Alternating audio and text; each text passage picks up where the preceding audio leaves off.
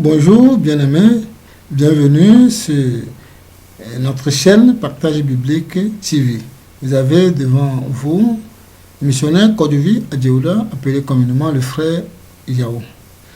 Aujourd'hui, nous allons toucher un point capital qui va nous rendre conscients de notre vie chrétienne. Alors vous savez, il y a bien de personnes, après avoir cru, il y a bien de personnes, après avoir s'engagé avec le Seigneur, sont ignorants de certaines réalités, sont ignorants de la vie qui suit, sont ignorants de ce qui les attend. Ils pensent que le christianisme, c'est un fait. Alors le fait qu'ils ont cru, qu'ils se sont engagés, ou bien qu'ils ont donné leur vie à Jésus, comme le dit plusieurs, alors ils ont déjà fait ce que Dieu demande, et c'est à Dieu de faire le reste. Ils sont ignorants de bien des choses. Alors, d'où vient notre thème de Josué? Ils ne sont pas conscients que, après avoir cru, ils entament une nouvelle vie que nous appelons la vie chrétienne. Alors, cette vie chrétienne qui est comme comparée à une course de compétition.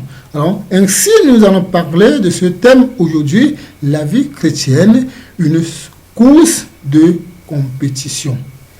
Alors, pourquoi nous disons, ou bien nous comparons la vie chrétienne à une course de compétition? Permettez, nous allons regarder ce chemin rapidement, le chemin de la vie chrétienne. Alors, nous voyons déjà, là où il y a le carreau grise, nous voyons Égypte ou le péché. En jaune, dans le triangle, Canaan ou la vie éternelle. Et le milieu, c'est la vie chrétienne. Ça veut dire, après la sortie de l'Égypte, après la sortie du péché, après la conversion, le chrétien entame une nouvelle vie, ou bien une nouvelle marche pour atteindre l'objectif qui est Canaan, ou bien la vie éternelle. C'est cette marche que nous appelons la vie chrétienne. Et cette marche est une compétition pour nous. Pourquoi nous parlons de la compétition? Suivez un peu. Vous voyez que des milliers de personnes sortent de l'Égypte. Ils traversent la mer Rouge, qui est le symbole du baptême. Alors, ils entament une nouvelle vie, ou sur le désert. Et nous reconnaissons sur le désert, ce n'est pas une vie facile. Mais ce que nous devons retenir, c'est que la présence du Seigneur est là. Au temps des Israélites, nous avons vu que c'était remarqué, ou bien remarquable par les colonnes de feu et les nuées. Alors, nous voyons que cette présence du Seigneur est toujours là. Et Dieu qui les nourrissait chaque jour. Et cette présence du Seigneur est une réalité pour nous accompagner jusqu'au bout. Mais malheureusement, la plupart n'arrivent pas à Canaan. Ça, c'est là où le problème se trouve. Pourquoi? Parce qu'ils n'ont pas compris le principe de la vie chrétienne. Parce qu'ils n'ont pas compris le principe de la course. Ils n'ont pas su que c'était une course de compétition. Pourquoi nous parlons d'une course de compétition? Parce qu'il y a des milliers de personnes qui sont sorties de l'Égypte. Des milliers. Mais combien de personnes sont arrivées à Canaan? 2 personnes. Parmi ceux qui avaient 20 ans. Ça veut dire Caleb et Josué. On se pose la question, pourquoi pas les autres? Parce que vraiment, il y a quelque chose qui s'est passé. Alors, et nous, aujourd'hui, en tant que chrétiens, nous ignorons cette réalité. Et nous pensons que le fait de croire au Seigneur ou bien d'être né de nouveau suffit largement pour nous, sans se rendre compte que après avoir accepté le Seigneur, nous engageons une nouvelle vie qui est la vie chrétienne et qui est une course de compétition. Que des milliards de personnes aussi se sont engagées dans cette course. Mais combien de personnes vont arriver? Alors, c'est pour cette raison que nous voulons nous réveiller l'esprit de chacun de nous afin que nous soyons conscients de ce que nous appelons la vie chrétienne. Et sachant très bien que la vie chrétienne, c'est une course de compétition. Nous lisons ce passage tous ensemble. 1 Corinthiens, chapitre 10, le verset 1 à 5.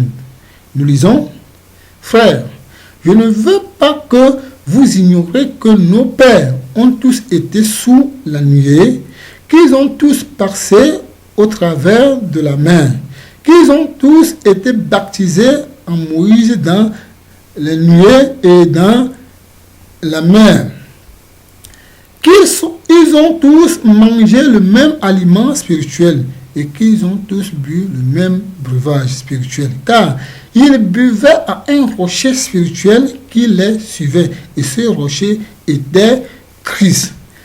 Mais la plupart d'entre eux ne furent point agréables à Dieu, puisqu'ils périssent dans le désert. » Amen.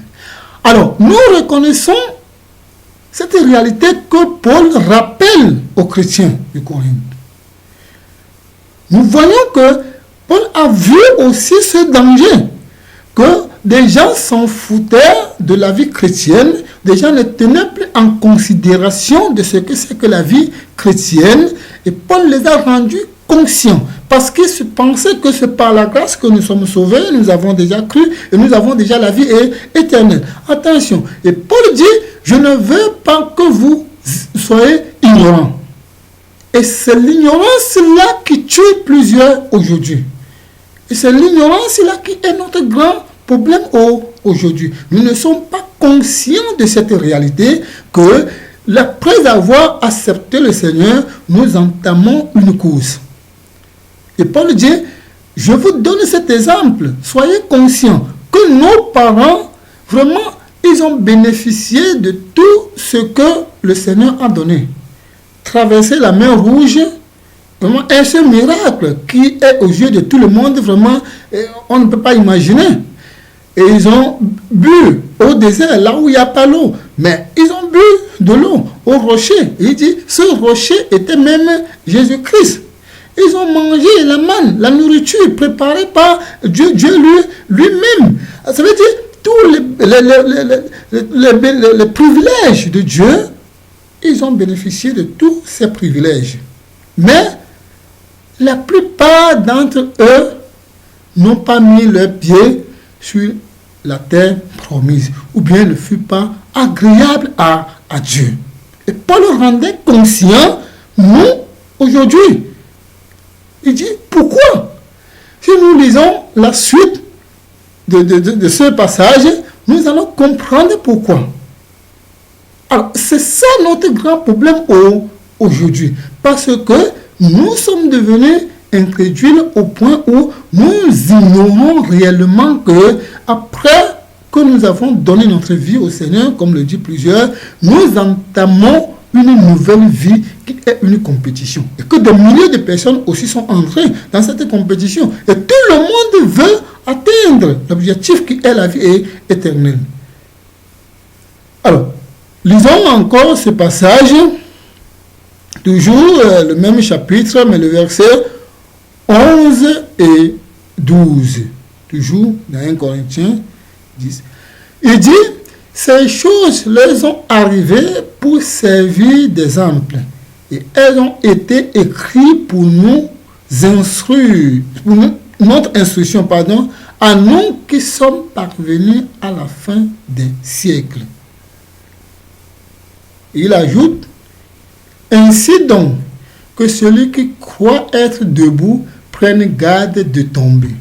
Vraiment, je ne sais pas si Paul devait encore nous rendre conscients, vraiment plus que ça, de la réalité de la vie chrétienne, que nous avons un rôle à jouer dans la vie chrétienne. Il dit, ce qui est arrivé au peuple d'Israël n'est qu'un symbole, n'est qu'un signe, n'est qu'un exemple pour nous aussi, chrétiens aujourd'hui, qui sont encore vivants, qui parviennent à ce siècle aujourd'hui. C'est un signe. Si eux, à leur temps, ils n'ont pas pu entrer, mais pourtant, ils sont tous sortis de l'Égypte. Ils ont traversé la mer Rouge tous ensemble. Ils ont expérimenté la présence de Dieu. Mais ils n'ont pas mis le pied sur la terre promise. Ce n'est pas nous qui serons épargnés. Ce n'est pas le fait que nous avons cru, vraiment, suffit largement pour nous pour avoir la vie et la vie éternelle. Ça veut dire, nous avons un rôle à jouer. C'est cette compétition. C'est cette vie chrétienne. C'est ce temps qui sépare le moment où nous avons cru jusqu'à la vie éternelle. C'est cette vie vraiment qui est très très importante pour nous. Et nous devons fixer nos regards sur cette vie. Et c'est ce que plusieurs ignorent. Et si Dieu n'a pas épargné ce peuple d'Israël, mais ce ne serait pas à nous. C'est des milliers de personnes qui sont sorties de l'Égypte. Et ce n'est que 2 personnes et qui ont vu ou bien qui ont mis pied sur la terre promise, Caleb et Josué. Et ce ne serait pas à notre temps que Dieu va faire le contraire. Alors vous voyez, il dit ces choses sont écrites pour nous servir d'exemple. Et nous devons être conscients que nous sommes entrés dans une course. Lisons encore ce passage tous ensemble. Nous lisons Philippiens chapitre 3, versets 12 à 14. Nous lisons: ce n'est pas que j'ai déjà remporté le prix ou que j'ai déjà atteint la perfection, mais je cours pour tâcher de le saisir, puisque moi aussi j'ai été saisi par Jésus-Christ. Frère, je ne pense pas l'avoir saisi, mais je fais une chose, oubliant ce qui est en arrière et me portant vers ce qui est devant. Je cours vers le but pour remporter le prix de la vocation céleste de Dieu en Jésus-Christ. Amen. Alors, nous voyons, c'est Paul qui nous rendait conscients ici. Et dans ces paroles, il est clair dans ces paroles. Il dit clairement que vraiment, ce n'est pas que j'ai déjà remporté le prix ou que j'ai déjà atteint la perfection, mais je cours pour tâcher de le saisir. Ça veut dire que Paul est conscient que la vie chrétienne, c'est une course. Et si c'est une course et que plusieurs personnes sont entrées dans cette course, ça devient une compétition, puisque un prix est fixé. C'est pour ça, il dit, je cours pour pouvoir vraiment le saisir.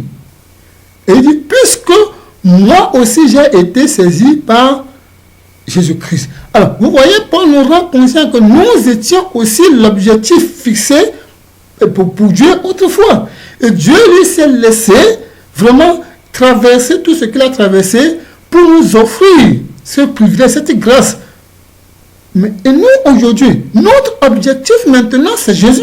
C'est cette vie éternelle auprès de lui. Mais pourquoi nous ne voulons pas nous laisser marcher comme lui pour pouvoir saisir cette vie éternelle? Et il dit, Paul dit, dans le dernier de ce que nous venons de lire, je cours vers le but pour remporter le prix de la vocation céleste de Dieu en Jésus-Christ. Je cours vers le but. Paul est conscient que c'est une course. Il dit, je cours vers le but. Est-ce que nous tous, nous courons vers le but? Est-ce que nous sommes conscients de cette course?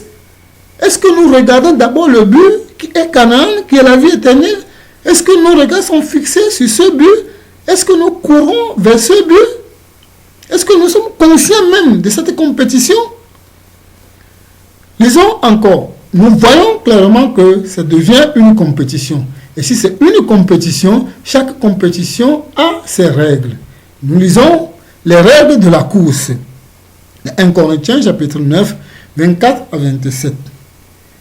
Nous lisons. Je lis.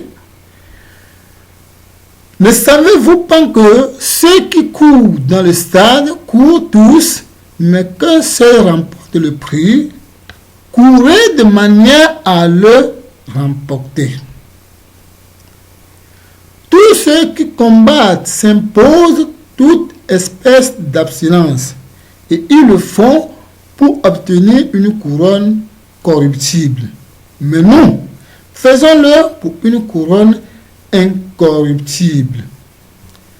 Moi donc, je cours, non pas comme à l'aventure, je frappe, non pas comme battant l'air, mais je traite durement mon corps et je le tiens assujetti de peur d'être moi-même rejeté après avoir prêché aux autres.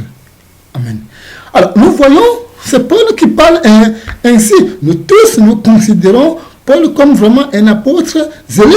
Et tout le monde veut être un modèle ou bien être comme Paul. Mais vous voyez ce que Paul, il dit, non seulement qu'il a dit que lui-même, il ne croit pas l'avoir saisi, cette vie éternelle, comme nous aujourd'hui, la plupart disent que nous avons déjà cette vie, nous n'avons plus rien à faire. Mais il lui dit, il ne l'a pas fait. Mais de plus encore, et qu'est-ce qu'il nous dit? De faire attention à la manière dont nous courons. Puisque cette course a ses règles. Et c'est ça qui est la chose la plus importante pour nous. Quelles sont ces règles? Je reviens encore sur ça. Il dit, ne savez-vous pas que ceux qui courent dans le stade courent tous, mais qu'un seul remporte le prix? Courez de manière à le remporter. Ça, c'est un conseil déjà que Paul nous donne. Courez de manière à le remporter.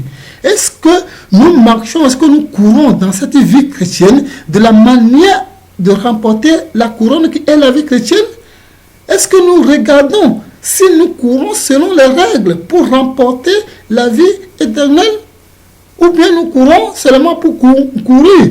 Et de plus, il ajoute quelque chose. Il dit, tous ceux qui courent s'imposent tous à l'espèce d'abstinence. Et ils le font pour obtenir une couronne corruptible. Mais nous, faisons-le pour une couronne incorruptible. Ça veut dire que cette course impose certaines choses d'abstinence, de se séparer de certaines choses de la vie, de se débarrasser de certaines choses de la vie. Vraiment, de se priver de certaines choses de la vie pour pouvoir bien courir.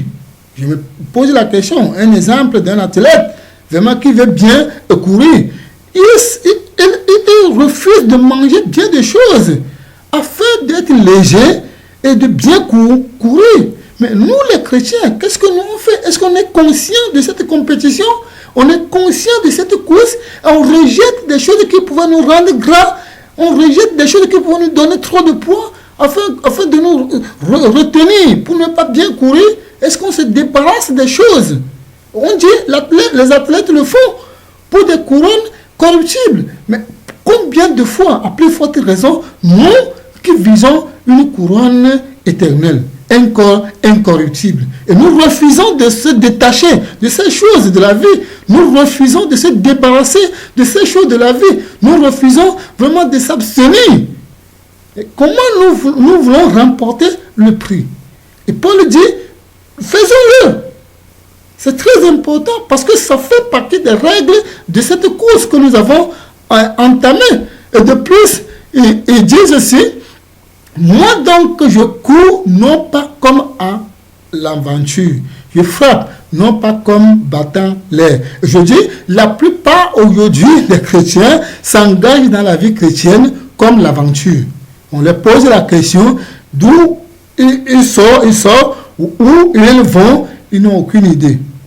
Mais ils se disent toujours chrétiens. Mais pour eux, c'est comme l'aventure. Mais Paul dit, nous devons savoir que ça ne doit pas être comme l'aventure pour nous. Et de plus, il ajoute quelque chose. Il dit, mais je traite durement mon corps et je le tiens assujetti, de peur d'être moi-même rejeté après avoir prêché aux autres. Ouais. Dans mon patois, la Bible, par exemple, en effet, comme on dit ici, je traite durement mon corps. Là, ça ne se dit pas je traite durement mon corps. On dit je me fouette jusqu'à ce que ça fait les traits ou bien les traces du sang. La Bible, en effet, c'est ce que c'est comme ça qu'ils ont expliqué cette partie.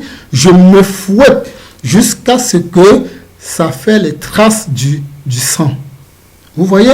Ça veut dire que ce n'est pas quelque chose qui est agréable, mais il faut le faire pour assujettir ton propre corps. Il dit, je le fais pour assujettir mon corps, de peur d'être moi-même rejeté après avoir prêché aux autres. Et c'est ce que plusieurs ne sont pas conscients de ça. qu'il faut vraiment traiter notre corps durement. Il faut s'abstenir de bien de choses. Vraiment, on a le désir de faire toutes les choses. Comme la Bible dit, tout m'est permis, mais tout n'édifie pas. On peut bien faire comme on veut, mais il n'y a pas l'édification dedans. C'est pour cette raison que le chrétien doit être conscient de cette vie qu'il est engagé à vivre. Que ce n'est pas une vie qui est semblable à la vie de ce monde. C'est une vie séparée de ce monde. Sinon, tu seras rejeté après avoir prêché aux autres. Un bon évangéliste, un bon prédicateur, un bon enseignant. Mais à la fin, Jésus va dire, je ne t'ai jamais connu. Retire-toi de moi, toi qui commets l'iniquité, parce que tu n'as pas couru selon les règles. Lisons tous ensemble encore ce passage de Timothée, chapitre 2, versets 3 à 5. Souffre avec moi comme un bon soldat de Jésus-Christ. Il n'est pas de soldat qui s'embarrasse des affaires de la vie s'il veut plaire à celui qui l'a enrôlé. Et l'athlète n'est pas couronné s'il n'a pas combattu suivant les règles. Alors, écoutez bien ce que Paul dit encore. Il n'y a pas un soldat vraiment qui veut plaire à son maître qui lui a enrôlé. Et si ce soldat s'engage à les choses de la vie, ça veut dire que si nous voulons plaire au Seigneur, nous devons savoir que nous avons l'intérêt à se débarrasser des choses de cette vie, de ce monde. Et il dit, l'athlète n'est pas couronné s'il n'a pas couru selon les règles. Ça veut dire que la vie chrétienne a ses règles. Si nous n'avons pas couru selon les règles, nous ne serons pas couronnés. Ça, c'est là où notre grand problème se trouve. Nous pouvons bien courir, nous pouvons bien arriver, mais nous ne serons pas couronnés. Parce que nous n'avons pas couru selon les règles. Et c'est ce qui est arrivé au peuple d'Israël. Plusieurs sont arrivés même jusqu'au Jourdain, mais ils n'ont pas traversé. Vous voyez? Alors, pour nous, nous devons savoir que la vie chrétienne est une course de compétition. Et cela a les règles. Marchez d'une manière digne afin que ce jour, le Seigneur va vous dire, voici vraiment la vie éternelle que je vous ai promis. Lisons ensemble, tous ensemble, ce passage. Nous lisons 2 Timothée, chapitre 4, le verset 6 à 8. Car pour moi, je sais déjà de libation et le moment de mon départ est proche. J'ai combattu le bon combat, j'ai achevé la course, j'ai gardé la foi. Désormais, la couronne de la justice m'est réservée. Le Seigneur, le juste juge, me la donnera dans ce jour-là. Et non seulement à moi, mais encore à tous ceux qui auront aimé son avènement. Alors, vous voyez, c'est Paul qui dit, j'ai combattu le bon combat. Alors, ça veut dire qu'il reconnaît que la vie chrétienne, c'est un combat. Vous voyez, j'ai combattu le bon combat. J'ai achevé ma course. Est-ce que plusieurs vont achever leur course? C'est aussi un autre problème. Alors, nous devons le faire afin qu'à la fin, le Seigneur garde notre couronne qui est la vie éternelle. Alors, encore, Paul qui dit ceci ici, dans Actes des Apôtres, chapitre 20, le verset 24. Qu'est-ce qu'il dit? Mais je ne fais moi-même aucun cas de ma vie, comme si elle m'était précieuse, pourvu que j'accomplisse ma course avec joie et le ministère que j'ai reçu du Seigneur Jésus-Christ, d'annoncer la bonne nouvelle de la grâce de Dieu. Alors, vous voyez, Paul, il mentionne quelque chose ici. Je ne fais pas de ma vie en aucun cas. Mais la seule chose qui m'est très importante, c'est que, de faire comment? Il précise très bien que d'achever ou bien d'accomplir ma course avec joie. Vraiment, est-ce que plusieurs vont achever leur course avec joie? Est-ce que plusieurs chrétiens vont accomplir leur course avec joie ou avec tristesse? C'est pour ça qu'on dit, il y aura des grincements dedans. Quand tu vas voir les Abraham, les Isaac, et tous les Paul vont entrer dans la vie éternelle, et toi, tu vas aller en enfer. Qu'est-ce que tu vas dire? C'est là où il y aura des pleurs. C'est pour cette raison que Paul dit, pourvu que j'accomplisse ma course avec joie. C'est pour ça que je ne fais pas de ma vie en aucun cas. C'est pour ça que je me débarrasse, je me désengage de toutes choses pour me concentrer pour cette course. Afin que vraiment j'accomplisse ma course avec joie. Lisons ce passage encore. Nous lisons Hébreux 12, 1 à 3. Nous lisons, nous donc aussi, puisque nous sommes environnés d'une si grande nuée de témoins, rejetons tout fardeau et de tout péché qui nous environne si facilement, et courons avec persévérance dans la carrière qui nous est ouverte.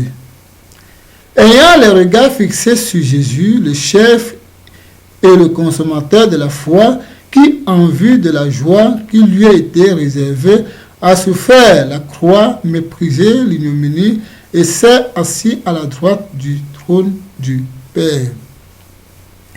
Considérez en effet celui qui a supporté contre sa personne une telle opposition de la part des pécheurs, afin que vous ne vous laissiez point l'âme découragée.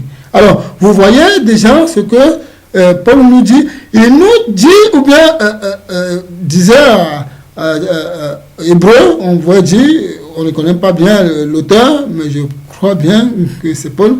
Alors, on voit ce que l'auteur d'Hébreu nous dit. Ici, je reprends dans ces mots, il nous mentionne très bien, courons, il dit, avec persévérance dans la carrière qui nous est ouverte. Vraiment, soyons conscients du péché, de ce qui nous entoure. Soyons conscients de cette vie là où nous nous retrouvons. Soyons conscients de cette réalité. Et courons dans la carrière qui nous a été ouverte, sachant que nous avons une course. Et courir avec une persévérance. Parce que nous avons une carrière devant nous. Et à la fin, il y a quelque chose qu'il a encore ajouté vers la fin. Il dit, je répète ces mots, considérez en effet celui qui a supporté contre les personnes une telle opposition de la part des pécheurs, afin de vous ne vous laissez point l'âme découragée. Alors, ça c'est une fortification pour chacun de nous, de ne pas se laisser abandonner. Il y a d'autres qui voient la vie chrétienne comme quelque chose qui est dur. Vraiment, à un moment donné, il dit vraiment, il ne peut pas continuer. Alors, la Bible nous conseille de continuer d'être fortifié en voyant Christ comme modèle, en voyant Christ comme la personne qui a souffert pour nous, et afin que nous aussi, on se donne aussi ainsi pour pouvoir arriver jusqu'au bout. Lisons encore ce passage de Pierre, chapitre 3, le verset 17 à 18, et qui dit, vous donc, bien-aimés, qui êtes avertis, mettez-vous sur vos gardes, de peur qu'entraînés par l'égarement des impies, vous ne veniez à déchoir de votre fermeté. Il ajoute, mais croissez dans la grâce et dans la connaissance de notre Seigneur et Sauveur Jésus-Christ. À lui soit la gloire maintenant et pour l'éternité. Amen. Alors, vous voyez, ça c'est un conseil que la Bible nous donne, ou bien Pierre nous donne. Et quel est le conseil de Pierre pour nous? Et je répète ces mots. Vous donc, bien-aimés, qui êtes avertis. Alors, nous qui sommes conscients de cette réalité, nous qui sommes conscients de cette compétition, nous qui sommes conscients de la réalité, qu'est-ce que nous devons faire? Il dit, mettez-vous sur votre garde, de peur qu'entraîné par l'égarement des impies, vous ne veniez à des choix de votre fermeté. Ça veut dire que de faire attention afin de ne pas se laisser égarer par des pensées qui vous disent, vous avez déjà cru, vous avez déjà la vie éternelle, il n'y a rien d'autre, alors contentez-vous. Méfiez-vous de ces gens et faites attention de ne pas vous laisser égarer.